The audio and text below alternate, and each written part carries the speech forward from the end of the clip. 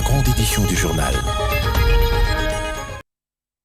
Bonsoir à tous et à toutes. Un hommage national sera rendu demain mercredi 15 mai 2024 à Goma à nos compatriotes qui ont été fauchés à la suite de bombardements de Mugunga. Un site vient d'être aménagé sur place à Goma, plus précisément à Kibati, où nos compatriotes prendront demain possession de leur dernière demeure. Cet endroit sera un mémorial pour toutes les victimes de cette guerre. Nous y reviendrons. Le bureau provisoire du Sénat vient d'être installé. Il est présidé par le plus âgé d'entre les sénateurs. Il s'agit de l'homme d'affaires Pascal Kindwelo. Le doyen Pascal Kindwelo, c'est lui le nouveau président du bureau provisoire du Sénat. Il sera secondé des deux Benjamins, Kazadi Kankonde Ivan, 31 ans, qui occupera le poste du rapporteur, et Moïse Ekumbo, 30 ans, va jouer le rôle du questeur. Cette disposition légale issue de la Constitution et du règlement intérieur du Sénat a été ainsi mise en application lors de l'ouverture de la session extraordinaire consacrant le début de la 4e législature de la 3e République, présidée par le secrétaire général de cette chambre, Jean Mukwala. 2 points étaient inscrits à l'ordre du jour, l'allocution du secrétaire général et l'installation du bureau provisoire. Dans son speech, le secrétaire général Jean Mukwala a d'entrée de jeu félicité les heureux élus avant de leur souhaiter plein succès en cette mandature qui marque un nouveau pas dans l'écriture d'une nouvelle page de l'histoire sénatoriale de notre pays. Il a en outre rappelé aux sénateurs le défi à relever, à savoir la sécurité intérieure, la pacification et le développement du pays. L'installation du bureau faite, Pascal Kindwelo reçoit le marteau du pouvoir législatif des mains du secrétaire général. Pour sa première adresse à la plénière, le président du bureau provisoire a eu le mot juste pour remercier ses prédécesseurs pour le travail abattu avant de suspendre la plénière. Ayant pris part à cette cérémonie, le président sortant du Sénat, Modeste Bahati Lukwebo, s'est dit satisfait du travail accompli par son bureau avant d'exprimer sa joie quant au déroulement de cette plénière qui s'est tenue 15 jours après la publication des résultats par la CENI. Jusque-là, 24 sénateurs manquent à l'appel en entendant les élections qui seront organisées dans les provinces en proie à l'insécurité, mais aussi dans les entités où les élections ont été annulées. Le Sénat congolais compte donc à ce jour 84 sénateurs. En réaction justement à l'installation de ce bureau provisoire, il y a des sénateurs ont réagi à la suite donc de cette installation. Les sénateurs élus dans diverses provinces sont arrivés aujourd'hui 14 mai 2024 au Palais du Peuple, siège du Parlement. Pour certains, c'est la première fois de découvrir leur lieu de travail à l'occasion de la plénière inaugurale qui installe le bureau d'âge de la Chambre haute du Parlement. Parmi les élus, l'honorable José Kalalawa Kalala du Kasaï oriental qui s'est fait accompagner de sa famille politique. Je suis heureux d'avoir entendu le discours du président du bureau provisoire, l'estimé aîné Kindwelo Pascal, lorsqu'il a reconnu le travail qui a été fait par ses prédécesseurs et aussi par l'administration du Sénat. Vous avez vu comment les sénateurs ont été très bien accueillis et tout s'est bien passé. Et je crois que c'est le fruit du travail que nous avons abattu avec toute l'équipe ainsi que tous les sénateurs et les administratifs. Nous pensons que nous allons faire le travail que nous avons promis à nos élus. Surtout travailler pour le Congo. Lorsqu'on est élu sénateur, on est sénateur pour le Congo, mais on vient quand même d'une province. Donc on va faire l'accent sur les problèmes du peuple kassaïen. Je ne peux que d'abord dire merci à Dieu Tout-Puissant qui nous a permis que ces jours arrivent, que nous nous retrouvons avec de grandes responsabilités dans la Chambre haute du Parlement. Alors, deuxièmement, je dis aussi merci à tous mes électeurs qui m'ont élu, les grands électeurs, qui m'ont donné la charge de venir parler tout haut pour l'ensemble de la nation et particulièrement pour la province du Kasaï central. L'Assemblée nationale a clos hier lundi le dépôt des candidatures à différents postes du bureau définitif. Retour sur la dernière journée du dépôt des candidatures au Palais du Peuple. On s'y attendait de moins. Plusieurs candidats aux différents postes ont déposé lundi leur dossier des candidatures au bureau d'appoint mis en place dans la salle des banquets du Palais du Peuple. L'élu de Butembo et ministre d'État sortant de l'intégration régionale, Antipas Mbusa Nyamwisi a aussi déposé sa candidature au poste de deuxième vice-président du bureau définitif de l'Assemblée nationale. Il a été conduit par les députés nationaux de la plateforme politique Alliance des acteurs attachés au peuple, membres de l'Union sacrée. Nous demandons par respect à l'intervention de l'autorité morale de notre appareil politique à tous nos collègues députés de voter massivement pour lui. Et comme vous savez, c'est une personnalité issue de Nord Kivu qui est, n'est-ce pas, en guerre, comme déjà fait par nos adversaires, nos ennemis. Il maîtrise bien la situation de la sous-région. Pour Lambert Mende Omalanga, cette démarche fait la beauté de la démocratie imprimée par le chef de l'État, Félix-Antoine Tshisekedi. Le président a remis de l'ordre dans sa famille politique. C'est dans ce sens-là que nous amenons la candidature pour le compte de la troisième force politique de la majorité présidente Tshisekedi, l'honorable Moussa Nyamwisi, qui représente pas seulement le peuple AAP et ses mosaïques, mais l'ensemble de la majorité. L'élection et l'installation des membres du bureau définitif de l'Assemblée nationale auront lieu le samedi 18 mai prochain. La liste présentée par l'Union sacrée aux différents postes de l'Assemblée nationale suscite de réactions à sens divers et divise l'opinion. Certains estiment que ce n'est pas normal que certaines personnalités de cette plateforme choisissent leurs proches pour accéder à des postes. D'autres, par contre, estiment que ce choix est dicté par la méritocratie. Micro-trottoir de Mireille Ndeke. 13 mai 2024, dernier jour pour le dépôt des candidatures aux 7 postes du bureau définitif de l'Assemblée nationale. Les regards des Congolais sont fixés vers la chambre basse du Parlement. Les avis de la population restent partagés sur les tickets présentés par les présidiums de l'Union sacrée. Si vous regardez la composition de tous ces tickets qu'on propose, en réalité, ce sont les 6 membres du présidium qui sont servis. Et chacun a positionné ce qu'il veut. Si on peut accepter malgré nous que d'autres reviennent, mais néanmoins, il y en a qui devaient avoir honte. Si ces membres-là de la famille ont été votés par la population et que dans leur parcours, ils ont eu à faire les études, ils n'ont pas triché et qu'ils sont là.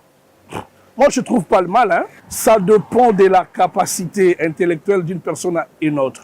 Ce qui est important, c'est les résultats et non les noms. Sur cette poste, seulement celui du questeur adjointe réservé à la femme. Plusieurs d'entre elles, regroupées au sein des partis politiques, estiment que le gender n'est pas totalement pris en compte. Bon, personnellement, je suis dans les regrets de voir que les femmes qui sont sorties députées n'ont pas eu le courage de postuler. Peut-être qu'il y a eu un choix où il y a eu un quota qu'on a dit que les femmes ne doivent pas postuler. Mais j'estime, s'il n'y a pas une décision par là, les femmes doivent postuler et occuper. Parce qu'il y a des femmes qui ont des têtes bien faites. Donc je pense qu'elles devaient entrer dans le jeu. Les Congolais aspirent à un lendemain meilleur. Ils appellent à cette nouvelle configuration au respect de l'éthique pour un bon fonctionnement du bureau définitif pour amener les chefs de l'État à réussir son deuxième mandat. C'est le Parlement qui est l'autorité budgétaire. Vous connaissez aussi la santé de notre pays. Sans les budgets, le pays ne peut pas fonctionner. Comme tout citoyen, nous sommes un peu gênés par la lenteur et l'allure où vont les choses, dans la mesure où on ne peut pas, plus de 5 mois après la présence du serment du chef de l'État, qu'on n'est pas un gouvernement. C'est aux représentants du peuple de faire leur choix, de voir la personne qui peut bien conduire l'Assemblée nationale. Ici est de noter que c'est le 18 mai prochain que le scrutin aura lieu. C'est finalement demain, mercredi 15 mai 2024, qu'interviendra l'inhumation de nos compatriotes qui ont été fauchés par le bombardement de Bunguga. La délégation gouvernementale sur place a inspecté ce mémorial.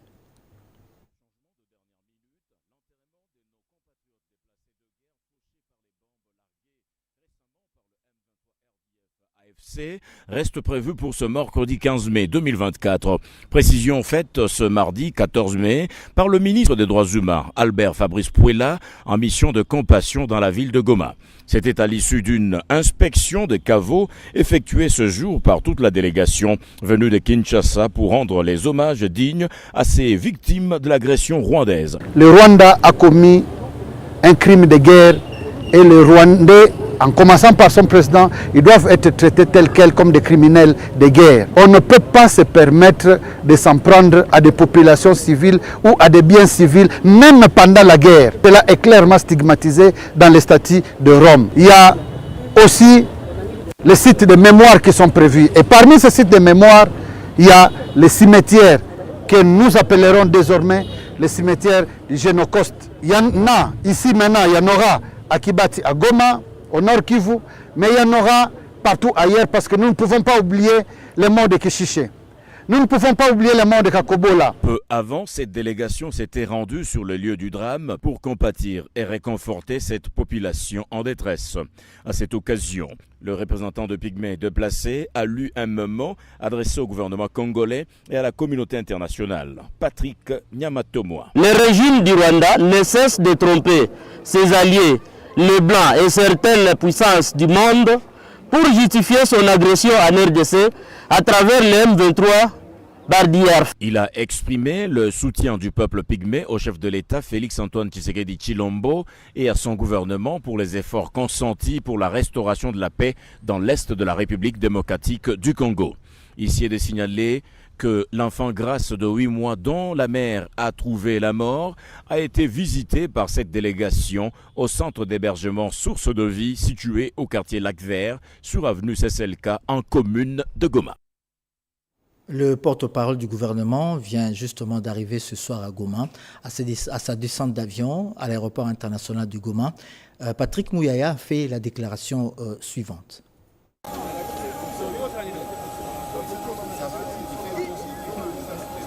Ce qui s'est passé depuis plusieurs jours, des compatriotes ont été tués sauvagement par des bombes qui sont venues de l'armée rwandaise et qui ont tué 35 de nos compatriotes. C'est un crime de guerre parce qu'ils étaient dans un camp des déplacés. À côté du gouvernement provincial, le gouvernement de la République apporte depuis les premiers jours l'assistance qu'il faut aux familles des victimes. Mes collègues de droits humains et de la solidarité des affaires humanitaires sont là. Je viens moi-même en appui parce que demain, c'est une journée de deuil, une journée de célébration pour tous les compatriotes qui ont été fauchés. 35, c'est un événement national pour lequel je me devais de faire les déplacements comme membre du gouvernement pour venir témoigner de l'appui du gouvernement et de la compassion pour toutes les familles éplorées. Et donc demain, nous serons au stade des lieux prévus pour les funérailles et nous espérons que tous seront vêtus de noir en signe de soutien et de compassion à ces compatriotes qui sont fauchés parce que c'est toute la République démocratique du Congo qui est touchée par ces deuils. En Ituri, pendant ces temps, il y a eu l'arrestation d'une cinquantaine des éléments ADF et leurs complices. Au total, 53 malfrats et 7 éléments indisciplinés des FARDC sont tombés dans les filets des services de sécurité et de défense en Ituri sous les commandements du gouverneur militaire, le lieutenant général Johnny Luboyanka Chama. Cette moisson est le fruit du démantèlement du réseau terroriste ADF après des opérations de bouclage. Vous avez autorisé à ce qu'on puisse faire des opérations de démantèlement de réseau ADF au niveau de Komanda. Nous avons monté des opérations au niveau des secteurs opérationnels et nous avons fait le démantèlement des réseaux de ravitaillement et de recrutement de 9 personnes. Luboyanka Chama a encouragé les forces de sécurité et de défense. Vous avez fait un grand travail. Vous savez, au-delà d'arrêter les malfaiteurs, le bouclage sert aussi d'une dissuasion. Il faudrait que ces populations se rendent compte que nous ne dormons pas. À tout moment, nous sommes présents et à tout moment, nous traquons tous ces criminels. Et cela va continuer pour qu'effectivement, cette ville soit vraiment débarrassée de tous ces grands bandits. Les militaires complices arrêtés dans ces groupes de malfrats vont subir la rigueur de la loi, a martelé le gouverneur militaire, le lieutenant général Johnny Luboyanka Chama.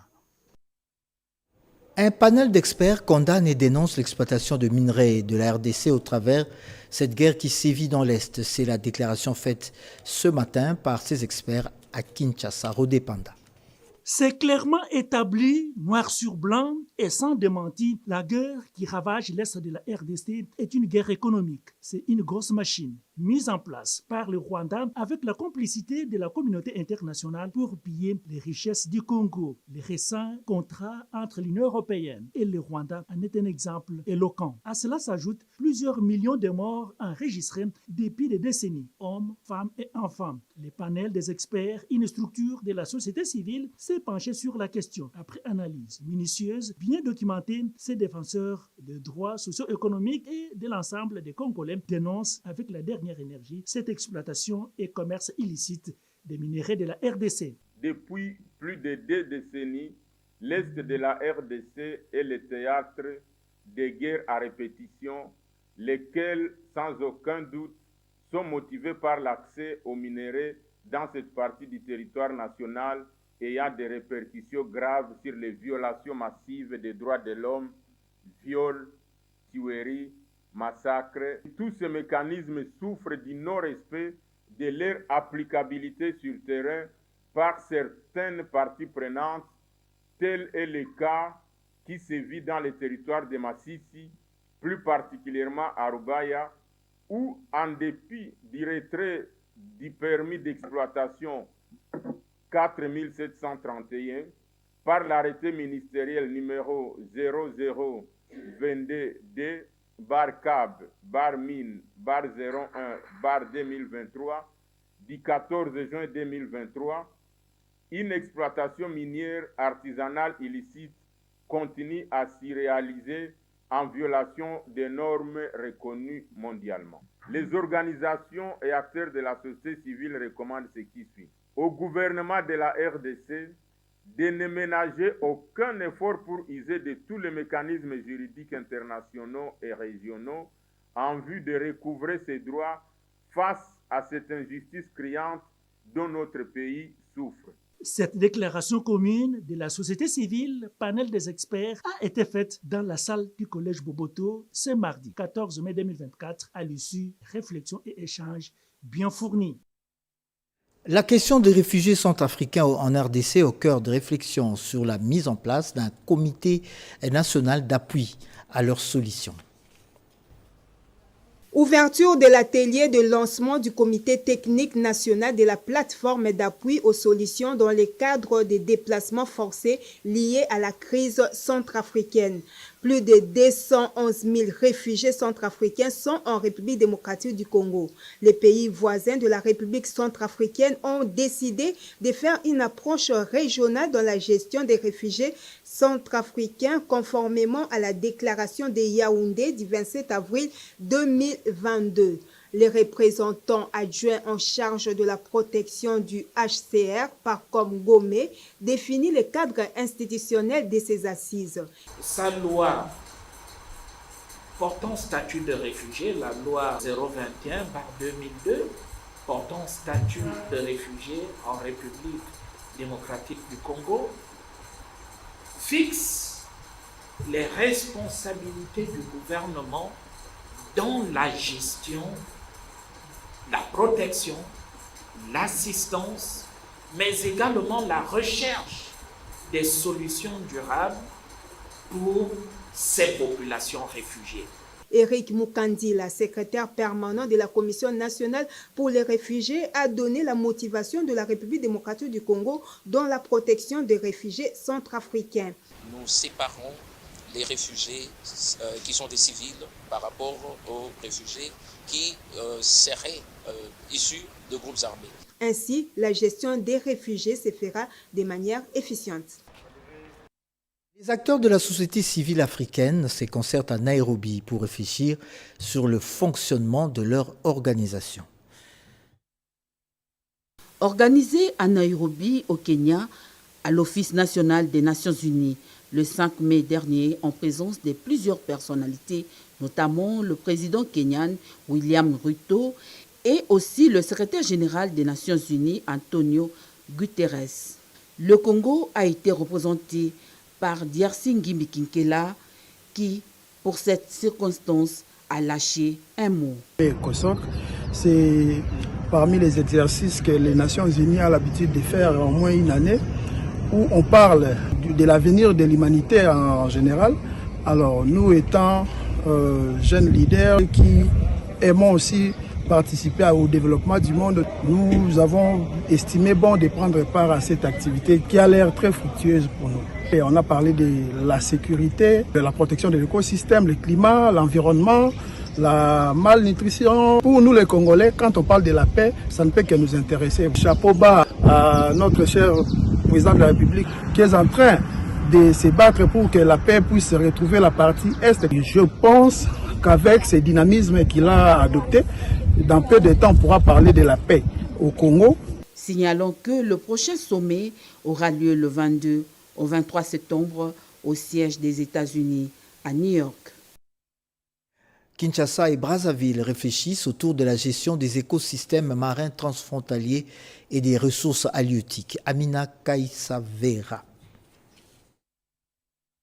C'est dans le but de s'assurer de la sécurité des passagers et équipages ainsi que de la mise en œuvre des mesures visant la sécurité aérienne que la délégation du Comité national des sûretés de l'aviation civile, la République démocratique du Congo, a effectué cette visite d'inspection à l'aéroport international d'Ndjili. Ici, tout a été passé au peigne fin. Les explications détaillées ont été fournies à cette délégation des Saint-Sac, conduite par son président national. Actuellement utilisé par des avions légers, l'aéroport national d'Ndolo a également été visité par le président national du Saint-Sac qui accompagnait des hauts cadres et cadres de ses services publics. Ici encore, rien n'a été oublié. C'est donc dans une ambiance conviviale que s'est déroulé les échanges fructueux avec les responsables de l'aéroport d'Ndolo. Donc nous voulons nous acquérir fonctionnement de la sûreté dans des aéroports de la République.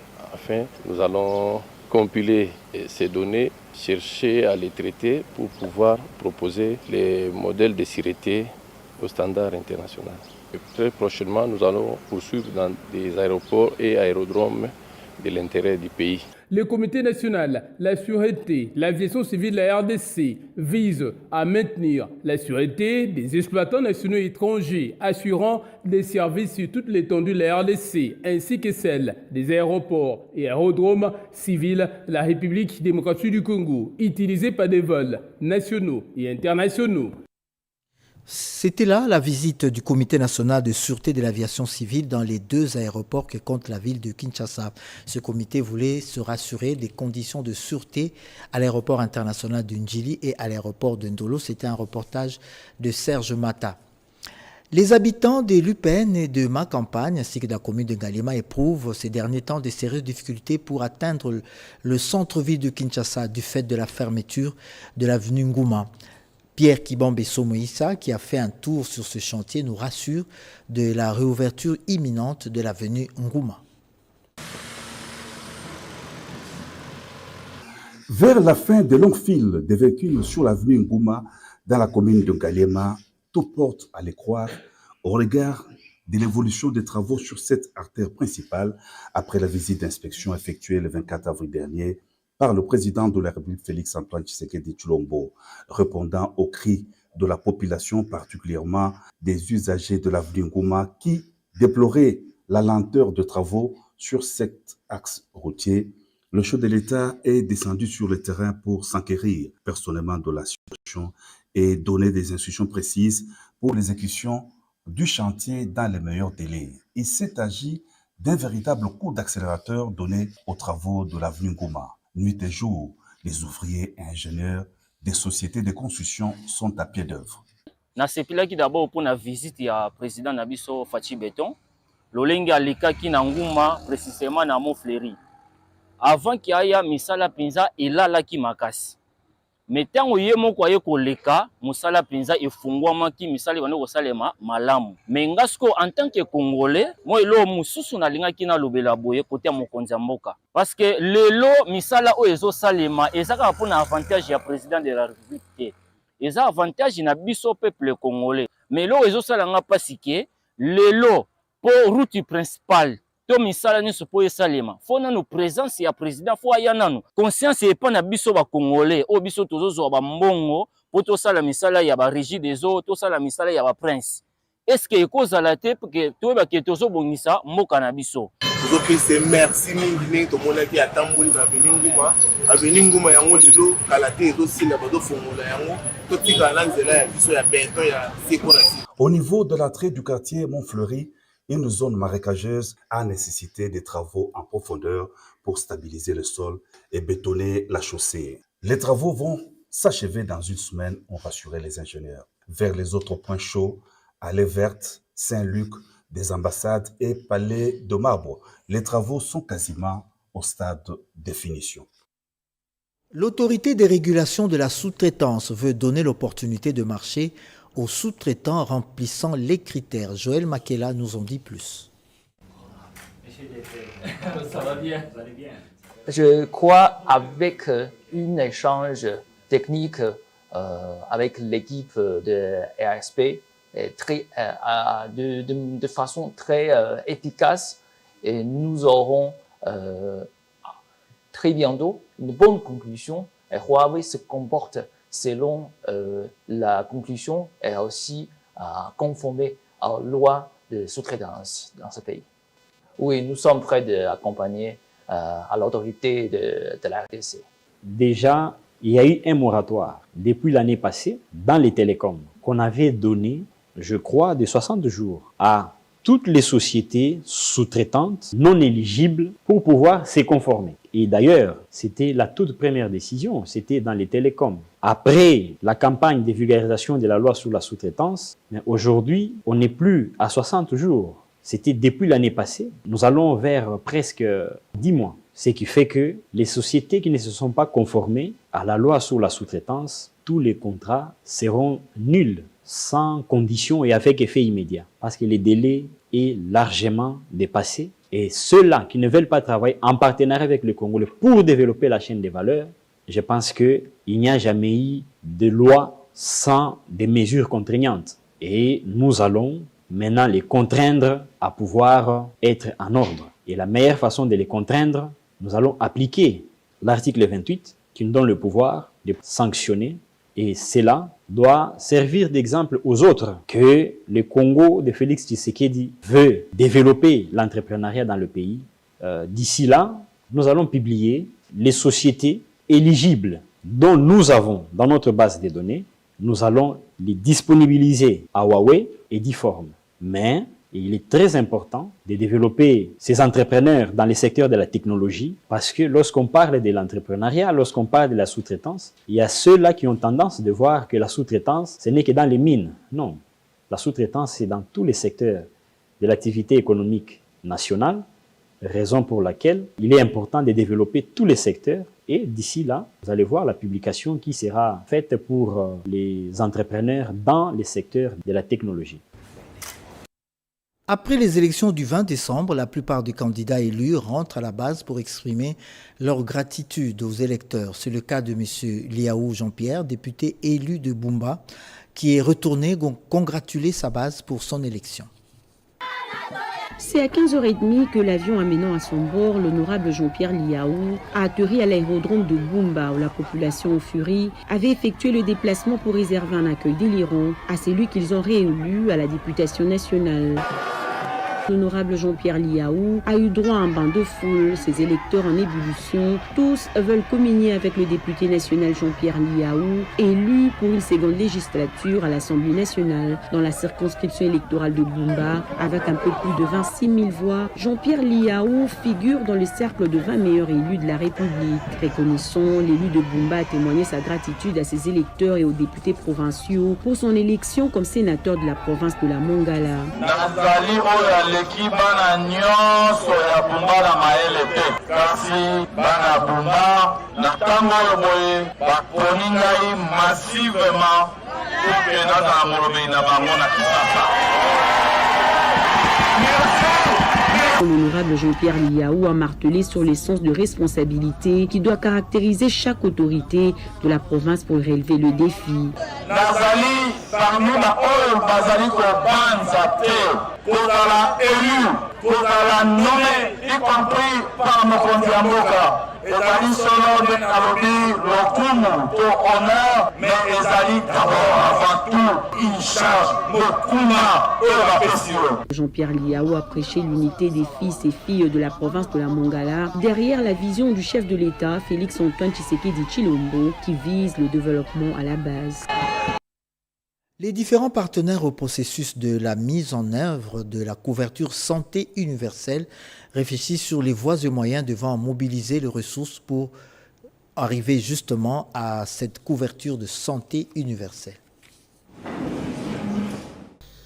Les soins de santé primaire et la couverture santé universelle en RDC sont des programmes du gouvernement qui visent une prise en charge de santé dans de bonnes conditions et à un prix très réduit.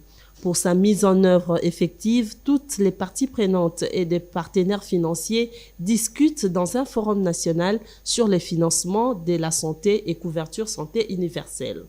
Ouvert ce mardi 14 mai 2024 à Pullman Hotel, ces travaux de 4 jours vont définir le moyen à mettre en place. Les soins de santé primaire, c'est une politique qui vient du bas vers le haut. Nous allons nous focaliser d'abord sur des investissements qui visent la population à la base, bien sûr au niveau des zones de santé, au niveau des centres de santé, au niveau des hôpitaux généraux de référence, et enfin monter au niveau des hôpitaux provinciaux et autres. Outre l'opérationnalisation, ces forums nationaux visent également un impact positif sur la qualité de soins. Qui dit santé universelle, couverture santé universelle dit toute personne qui vit dans ces pays, partout où il se trouve, qu'elle ne puisse pas avoir des difficultés pour accéder aux soins, aux services de qualité, et pour que cela ne puisse pas aussi l'amener à la ruine totale. Organisé par l'unité de gestion du programme de développement du système de santé UGPDSS, ce programme du gouvernement est une vision engagée et claire du chef de l'État Félix-Antoine Tshisekedi en faveur de la population. Redonner du sourire aux orphelins, c'est le geste de l'ambassadrice de personnes vivant avec le VIH-Sida à l'endroit des orphelins. C'est à la faveur de la journée mondiale qui leur est dédiée. Cette journée mondiale donc était célébrée aujourd'hui, la journée mondiale des orphelins. Suivez ce reportage. La journée mondiale des orphelins du sida était l'occasion pour la coordinatrice des jeunes éclairés contre le sida, Paulette Lokonya-Sefou, ambassadrice de personnes vivant avec le VIH-Sida, de montrer aux orphelins du sida leur place dans la société. Au cours d'une journée de partage, l'excellence de vulnérable Paulette Lokonya-Sefou a indiqué que les orphelins du sida ne doivent pas être victimes de marginalisation. Il y a des enfants affectés et infectés. Cela nous a motivés pour que ces enfants sont souvent oubliés. C'est ainsi que nous jugeons bon de passer cette journée ensemble avec les enfants pour échanger et leur montrer leur place dans la communauté. La rapporteure adjointe des CNDH n'est pas allée main vide dans sa gibecière un lot important d'habits, babouches, ballons et nourriture afin de redonner espoir, courage et sourire aux victimes du sida, parfois abandonnées et vivent dans des conditions inhumaines qui leur rendent vulnérables. Une journée organisée sous le thème « Mettre fin aux inégalités et s'engager sur une bonne voie pour mettre fin au sida ». Les partenaires présents à cette activité ont salué l'initiative. Nous allons rester dans le domaine de santé, toujours avec la couverture santé universelle, cette fois-ci à Goma avec Edith Chala. Ce travail de dialogue social que nous avons entamé dans le cadre de la couverture santé universelle, en collaboration bien sûr avec le Fonds de promotion de la santé, a été un succès. Parce que nous avons pu réunir les différentes couches de la société, en commençant bien sûr par les personnes qui travaillent dans l'économie informelle, en passant par les syndicats. Et nous avons même eu à discuter avec les législateurs au niveau de la province de Kinshasa. Nous avons pu avoir des expériences du Congo central avec les acteurs de l'économie informelle. Et aujourd'hui, nous terminons avec le secrétaire général des administrations publiques. Et nous avons donc pu récolter beaucoup de contributions positives qui vont nous permettre de faire avancer l'agenda du chef de l'État, son Excellence Félix-Antoine Tshisekedi Tshilombo, en termes de couverture santé universelle, avec la participation de tous. Alors, cette démarche est en cours. Bien sûr, il y a une étude de ce qu'on appelle une étude actuarielle. Dans le monde assurantiel, il y a certaines études qui doivent être mises en place, dont l'étude actuarielle. Et pour qu'on puisse la compléter, nous avons besoin de certaines données que nous allons obtenir du ministère du Budget. Cela va nous permettre de déterminer le pourcentage en termes d'abord de contributions que nous devons avoir de la part des employeurs et des travailleurs.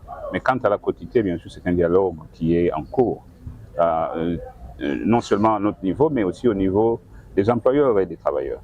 Et pour ce qui est, par exemple, du secteur privé, il y aura l'organisation très prochaine d'un Conseil national du travail qui va permettre que ce dialogue puisse continuer et ainsi que nous puissions nous mettre d'accord sur la quotité. Mais en attendant, il y a des mesures transitoires parce qu'il faut que nous puissions commencer avec une contribution et ces mesures transitoires ont été discutées et je pense qu'un consensus a été trouvé lors des discussions que nous avons eues ensemble. Un meeting dit de vérité, c'est à l'Union des fédéralistes du Congo, UNAFEC. Après sa désignation en tant que présidente nationale intérimaire, Mme Mireille Massangou s'est adressée pour la première fois à la Fédération du Kinshasa. Vous suivrez cette activité en page spéciale à la fin de ce journal. Merci infiniment de l'avoir suivi.